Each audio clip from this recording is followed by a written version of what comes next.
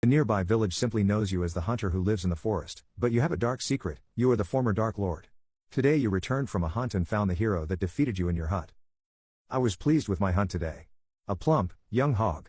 Time hadn't been able to turn it tough, but its size would keep me fed for a good month, whilst leaving a hefty amount to trade for other supplies. I had my stasis chest at my hut to keep it fresh, which made me happy. I headed towards my hut, smiling. The carcass weighed me down a little, but I pushed on. I was eager to butcher it, and put my feet up for a bit. I had plenty of experience in butchering, saving me a fortune in costs.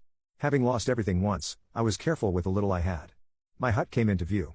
A simple structure, made of thick stone. It was made of 3 individual circles, connected by small passages. A tended garden out front grew a few vegetables, enough to keep me fed. A thick wooden post protruded from the ground, an equally thick beam sporting a hook branching off. With a practiced heave, I lifted the hog up. I impaled its rear, letting it hang ready. I carefully slit its throat, letting the blood pooling in its body pour out. Its heart wasn't beating, but gravity did the trick just fine.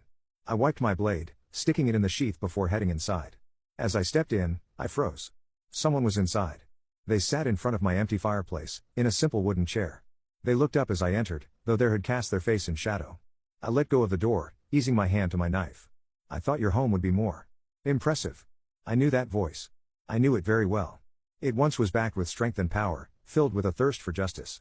I breathed out and in, before replying, letting the motion quell my nerves. Satu. What an unpleasant surprise. He pulled back his hood, grinning at me.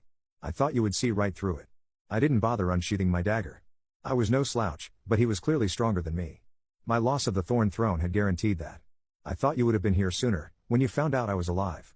He waved a dismissive hand, utterly at ease. Oh, I knew you were alive the day after our fight. I was taken aback. How? Well, I was suspicious after your death.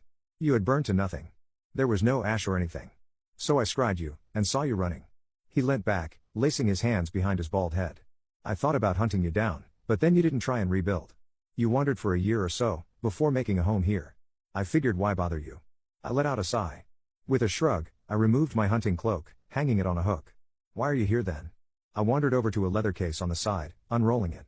Sharp knives glistened in the sunlight, waiting to be used, to pick your brains of all things. My eyes glared into his as I spun.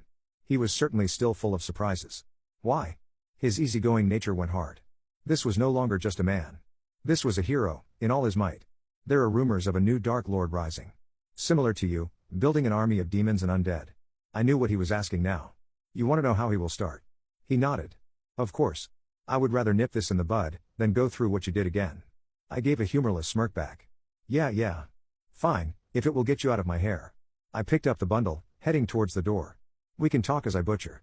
He stood up, giving a nod of thanks. I just opened the door, sighing heavily. He brought back memories I would rather forget.